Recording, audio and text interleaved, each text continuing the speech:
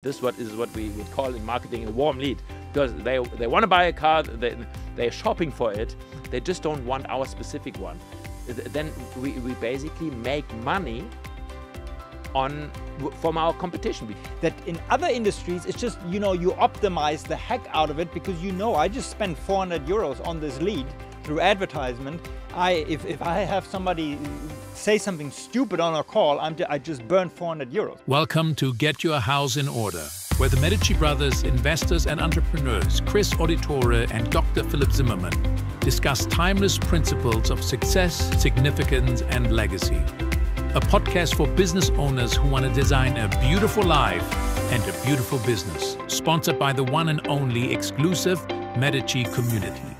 Welcome back to Get Your House in Order. Today the topic is unlock the hidden 30% in your business. Cris, when I looked at the topic, I remember one story on, I think you were maybe 7, I was 5, and we were living in the main city of Usingen, which is the capital of the world. The capital of the world, with 1,000 people that live there.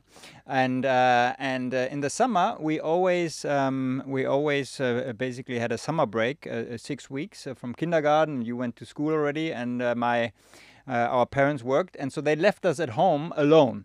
Okay, I don't know why Child Protection Service did not intervene, but they left us alone, and we could sleep in, and then we would get a little note from my mom, which was kind of the fearful moment on the tasks of what we need to do every day that day in order to kind of earn our living and existence.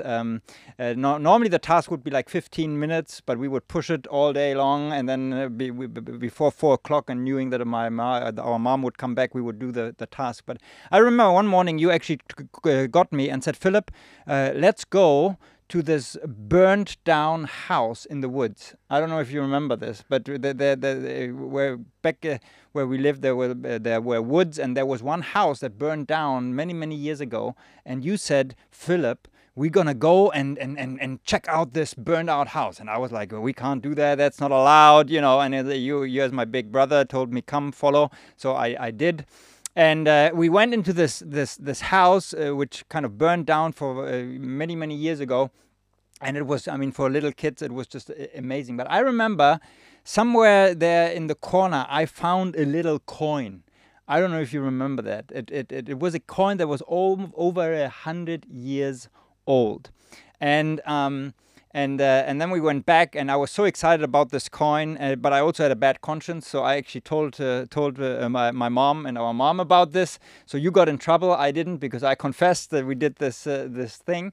But sometimes we can find hidden coins. And so when we talk about unlocking the hidden 30% in your business, finding these treasures in our business, what comes to mind when you hear this? So I did not know where the story was going, but it's actually a beautiful illustration that even though something can be in almost burned down, there is some treasure. And the way I would kind of frame our conversation today is that I come out of real estate. We come out of real estate investing, but my other favorite asset class to invest in is private equity.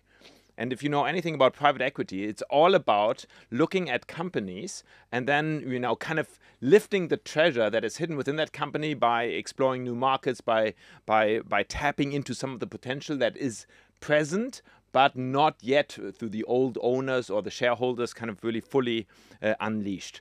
So the way I would describe the hidden potential that is in companies is actually by giving us the picture today of a house.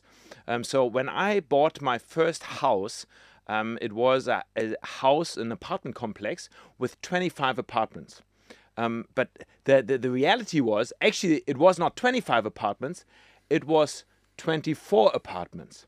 But when we bought it, we kind of immediately, because that's what real estate investors do, you kind of, when you would take over a property, you kind of look, how can you improve and how can you work with what you've got, but really increase your revenue, increase the cash flow. So one room we discovered within this house, apartment complex, it had 24 single, one room apartments, studio apartments. But then there was like almost an empty space, but a little toilet. I think, I guess for the people who worked around the building, that they could use the restroom without going into an apartment. And very quickly, I think within the first year, we decided to turn this empty, dead space that we did not get any rent for into a fully equipped apartment. And I don't remember exactly how much money we spent, but let's say 25, 30,000, to put in a drywall, to put in a nice door, get a proper a bathroom installed, and put a little kitchen cabinet. So not a major renovation, but making use of the facility, and that actually gave us our 25th apartment. So for 25K. We unlocked a another rental contract that would increase, obviously, the value of the building. And an apartment back then in Frankfurt, I don't know, a couple 100,000, 200,000-300,000 probably would be the price, unlocked by just investing 25 or 30K. Now, with that example, there were some other things that we looked at. This apartment complex, it had some parking spaces. So it had in front of the house, it had parking spaces, it had a bunch of garages, and what we discovered is that the previous owner also did not rent out any of the parking spaces, because it was kind of in a neighborhood where you could also park on the street. But hey, you can also charge extra and sign some contracts of renting out the parking space. So we increased immediately our rent without changing anything other than kind of nice marketing. We actually went around the neighborhood. I remember me going around the neighborhood, putting into the mailboxes advertisement, hey, we've got a good parking here, a good garage. So that was the second thing that we did. The third thing was that we, as an apartment got empty from the 25, so a tenant would leave, we would immediately kind of go in, renovate, and stick some furniture into the apartments. And after that, we had a furnished apartment, and we rented the furnished apartment. And immediately we would increase the rent by double. So again, with a minimum investment of a few €1,000 for some, chairs and for a nice bed and a nice cabinet, we could lift the rent. So with these three examples, you can see you take over, as a real estate investor, you take over a building, and you immediately look for how can you lift from that property, from that building, how can you lift the value and increase your rental income. Now, with that illustration, let's just before we continue, just give us a little background on what does that do to when you want to sell the property again? When you, let's say, you raise the rent, what is the multiplier? Properties are always being sold at a multiplier. So I don't know. Back then it was like, I don't know, 22 times the net rental income of the year. And so if every euro counts. So that's what you very quickly learn as an investor, real estate investor, is that every euro that you receive more on rental income actually increases the value times 22. And so, that's why it always pays out to invest into your buildings. That's why, we're endlessly investing into properties. We're endlessly renovating, kind of fixing up, building out attics, looking for dead spaces, signing more contracts. So with that image, now let's talk about companies. So this is, everyone, I think, with this visual image understands this is how you look at properties. Now, I would say the same is true if you look at a company. Okay, from the outside, a company, it has some employees, it has some products, it has some marketing, it has a leadership structure, it perhaps owns a building, it has a few vehicles, and so when you take over a company, which you do in private equity, and that's why private equity is my favorite asset class next to real estate investing, is to actually be buying companies or taking shares in companies, is that you just evaluate, what do we have here? You look at the status quo. You look at the current picture, and then you just go to the drawing board and say, you know what? We want to lift the treasure that is hidden within this company, and there are ways to do it, to unlock the potential. And this is, this is what private equity does every day, and this is what I think we can also do. If instead of selling our companies, and going for an exit, or purchasing companies, we can look at our own company. So this is often kind of almost like a blind spot. When I talk with business owners, is we often don't realize what kind of asset we literally have in front of us, because we're just so used to the way we're running things. It kind of gets, we have nice income, we have a nice cash flow, and so we get also, I would say, a little bit lazy on really lifting the hidden potential. And then, it oftentimes takes a private equity investor, or some new management or leader that kind of comes in and literally lifts that price. Well, one question I love to ask myself is, if I would become an investor in my own company, or if I become the new CEO tomorrow and know everything I know about my company, all of a sudden, what changes would I do? What would I focus on to actually kind of find these hidden treasures, the hidden coins, or the hidden rooms that we can turn into upside leverage? Now, there are 4 things we basically can look at, and we could talk hours about it. But basically, there are 4 things you really want to look for leverage. There's one, it's your strategy. So we'll and that's what we're going to focus on a little bit. Then there's the product, there's technology, and there's people. In all 4 areas, you can actually look for hidden talent. So strategy, we'll talk in a second. But product, okay, how do I make my product better? And how do I actually make the experience of my product better, so that we basically, that is an upside leverage. Technology, of course, right now, we realize that if we are left behind with everything that's happening through AI, well, there's so much we can do through technology to actually get another 30% upside leverage. And then there's people, and the whole theme of leadership and management can also be a real game changer. So when we look at a new business, we look at these 4 categories and go like, okay, what are the quick wins in the area of strategy, in the area of product, in the area of people, in the area of technology? Now, thinking about strategy, that's often one very easy one to unlock, especially when it comes to the area of marketing and sales, because that's where just a lot of people leave a lot of money on the table. I remember when I was in my 20s, I was somehow really frustrated about where I was in one of my businesses, and so I started to basically learn everything about marketing and sales, and marketing especially, that I could at that point, which was I dedicated an hour a day for a few years to actually study this, because it came out of desperation, because I realized a great product, the world does not wait for a great product. The world basically waits for us to through the right marketing, get people interested in our product, and then our product needs to deliver. So it's not an either or, but in both end. But I focus so much on the product rather than on the marketing. And so I remember actually I would take my scooter. I didn't even have a car. I took the scooter always to drive to the golf course outside of Mainz to play golf, and I was frustrated because I wasn't as successful as I wanted to be. And I remember listening to different podcasts. That was kind of the new thing back then. And one of the podcasts was the I Love Marketing podcast from Joe Polish and Dean Jackson, which I listened to a lot of them in doing these commutes on my scooter.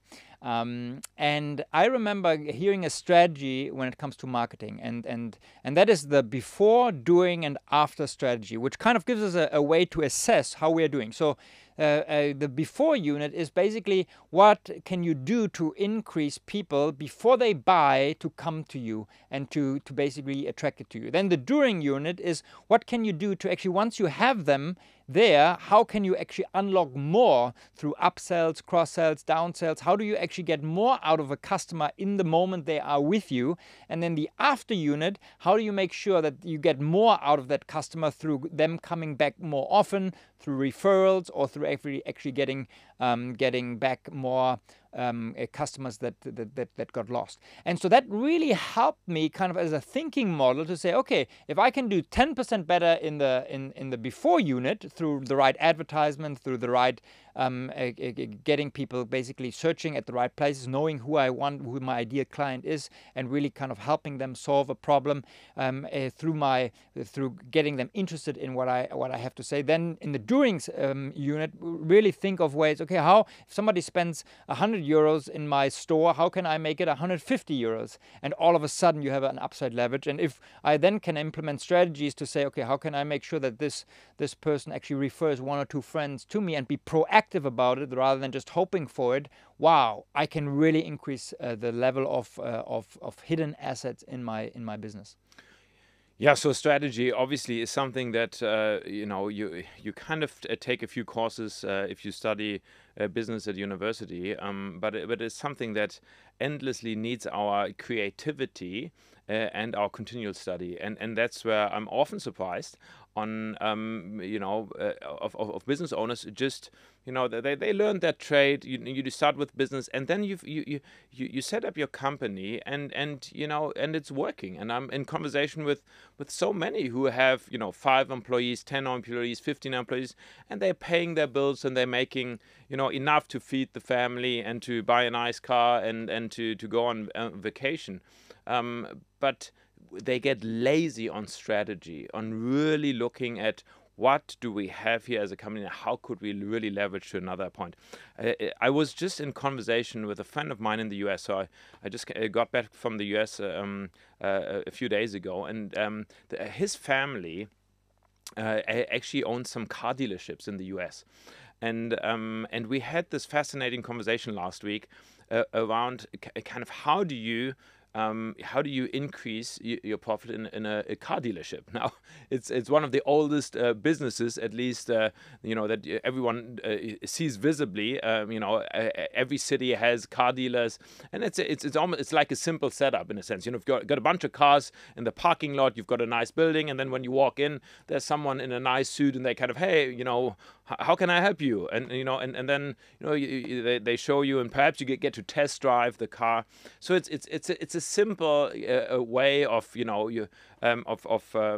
kind of doing a business, easy to understand.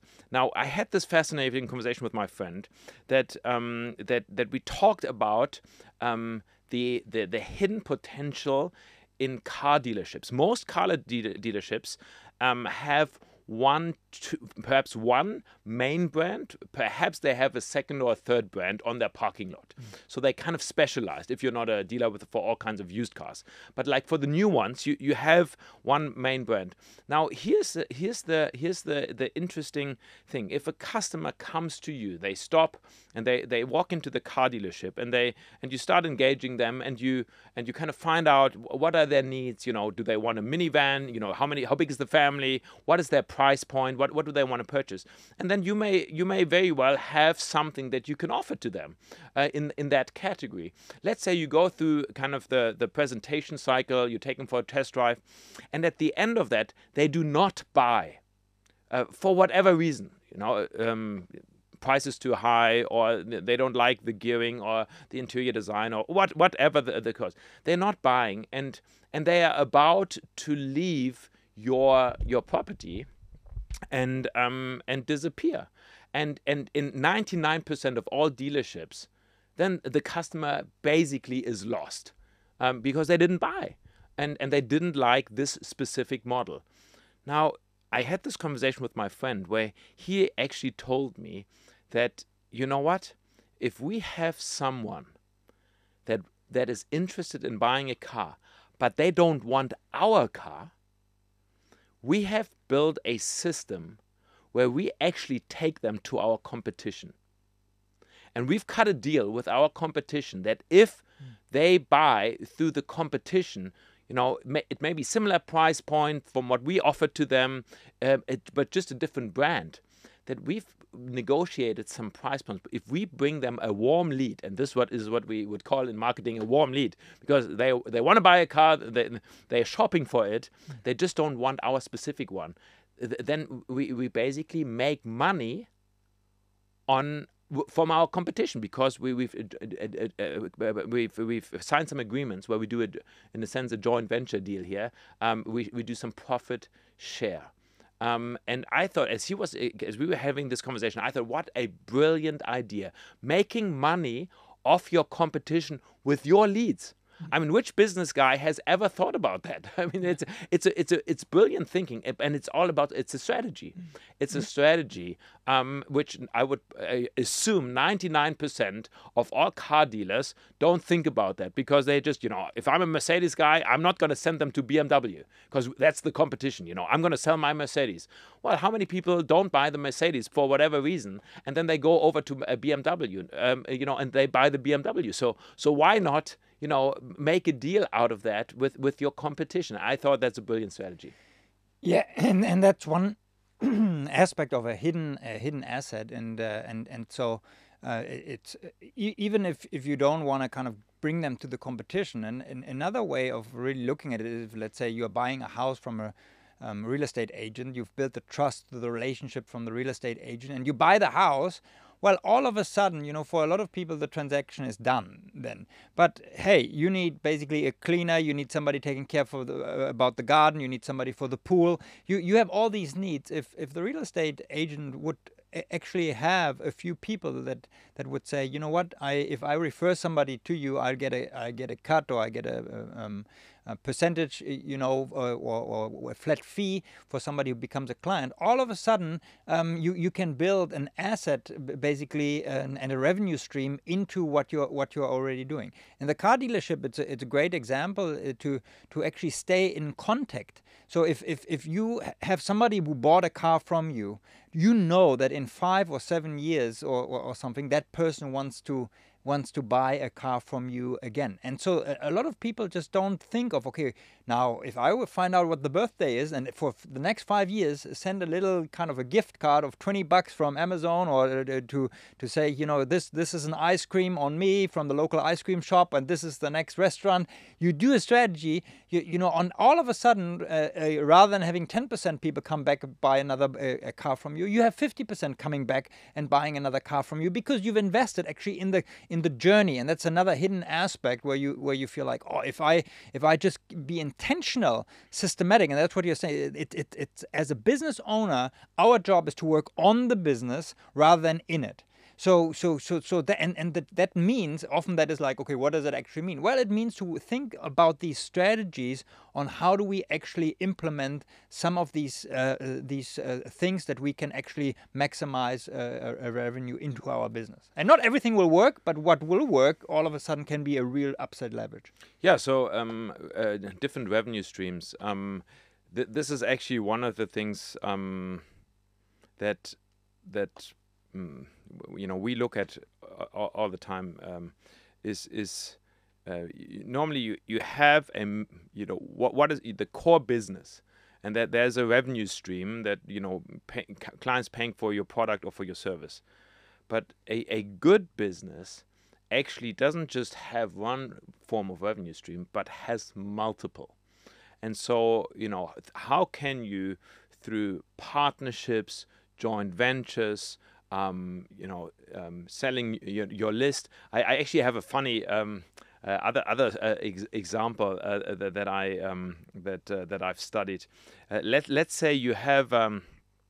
Let's make it simple. Let's say you're selling washing machines online, and you don't want to set up a physical shop. You just want to do an online shop, and you want to sell washing machines. And you've got one certain kind of washing machine that you want to sell. And what you do, you put out online marketing on Facebook and on Instagram, whatever, for washing machines.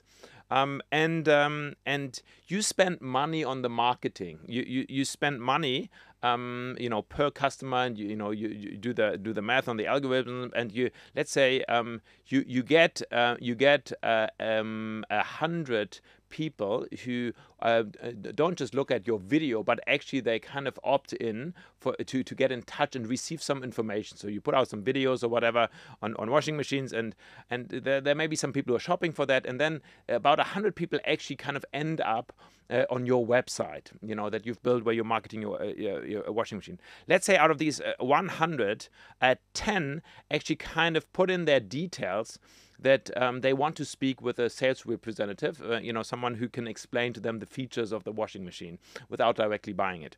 And so then you set up 10 calls, and out of the 10 people that have the conversation, let's say 2 buy a washing machine.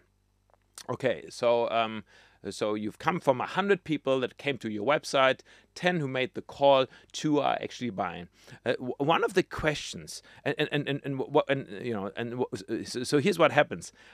Most online businesses, they throw away the 98 contacts or incoming leads. That they let them go.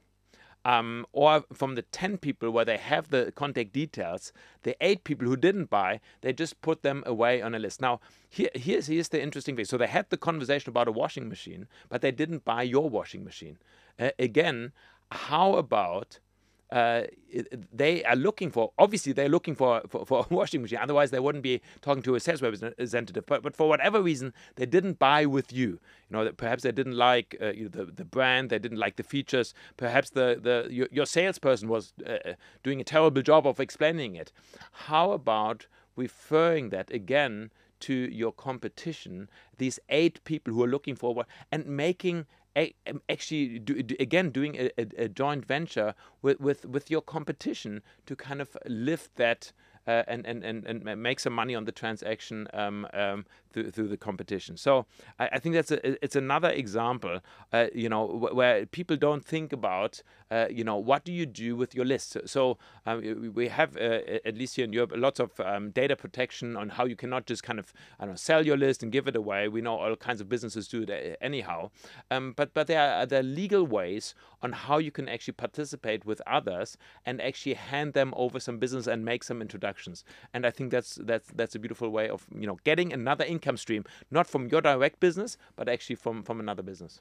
Well, and when you start buying other companies, that's what you actually are looking for. You're actually looking not just for a nice product and a nice company that works, but you actually know that, let's say I'm losing 30% of my leads to a competitor or to a different product, and I can buy that company, and all of a sudden I can actually have a whole different numbers game as my competitive advantage, because I own already this asset, and that's how I look actually what can actually feed into my business, and what can I do into actually how can I feed into other businesses.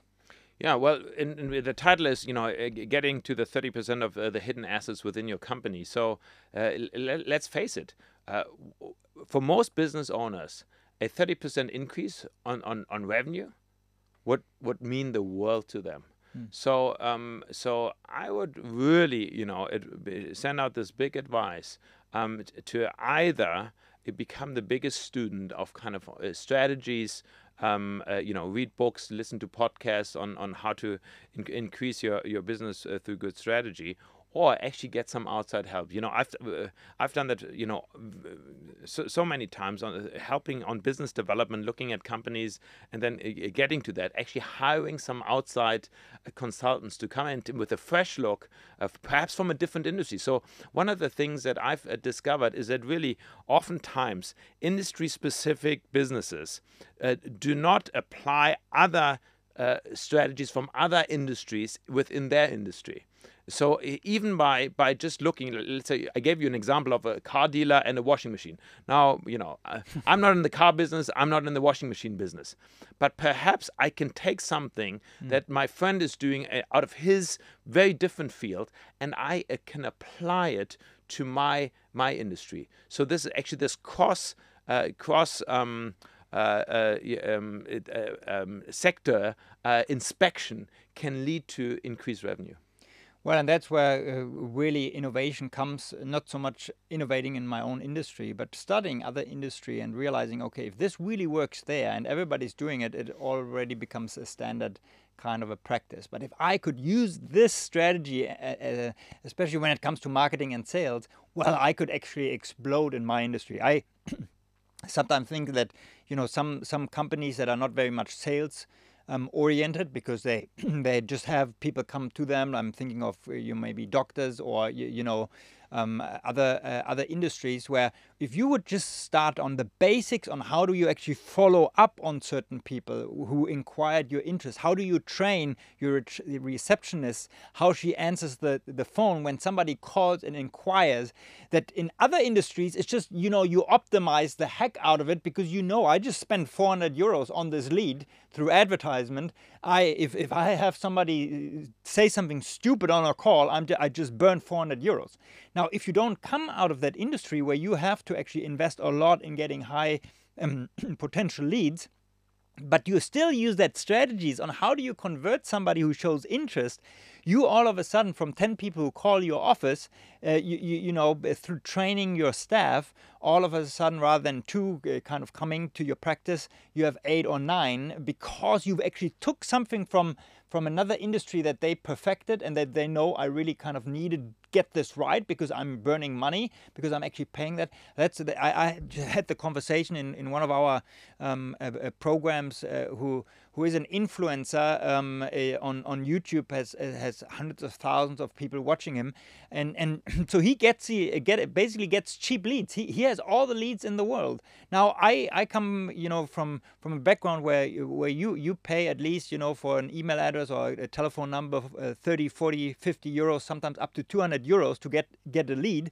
And so I am like, this is the holy grail. If you have a lead, what is the exact process in doing that? He never thought about it, because he basically has all these free leads, because he's an influencer and can but never thought of, how do I direct, how do I set up a system that once I get this lead, I'm not just saying, oh, thanks for the lead, but I'm actually saying, okay, how do I actually take care of this lead as if it would have cost me 200 euros, and then build a sales process out that takes them on a journey.